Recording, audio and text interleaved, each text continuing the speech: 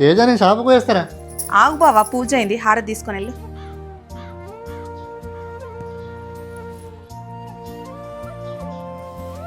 నువ్వు కూడా తీసుకోవదినా? సరే వదినా.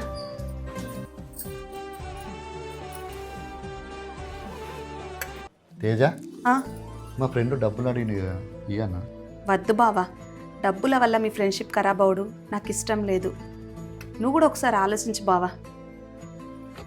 ఇక నేను ఆలోచించేది ఏమున్నదిరా, ఇక నువ్వు ఎట్లా చెప్తే అట్టనే. సరేరా స్వాతి, నేను షాపుకు పోయేస్తా. అన్నయ్య ఆ? ఒక్క మాట. ఏంటిరా? నిన్ను చాలా రోజుల నుండి గమనిస్తున్నా. నువ్వు ఏ నిర్ణయం తీసుకోవాలనుకున్నా వదినని అడిగే తీసుకుంటున్నావు. ఇంతకు ముందు అయితే అసలు వదినే మాట లెక్క చేసేవాడివే కాదు. నువ్వు చెప్పింది కరెక్టేరా. పెళ్ళి అయినాక 5 సంవత్సరాలు మొత్తుకున్నది, బావా ఈ పని చేయకు, బావా ఆ పని చేయకని. నేను దాని మాట లెక్క చేయకుండా అన్నిట్లో డబ్బులు పెట్టినా, మొత్తం లాసే అయినా. ఎప్పుడైతే దాని మాట విన్నానో అప్పటి నుండి నాకు అంతా కలిసే వచ్చింది. అదే ఇప్పుడు ఏ నిర్ణయం తీసుకోవాలన్నా ఏదో తెలియని భయం రా. అందుకనే వదినని అడిగి వదిన సలహా తీసుకుంటానా.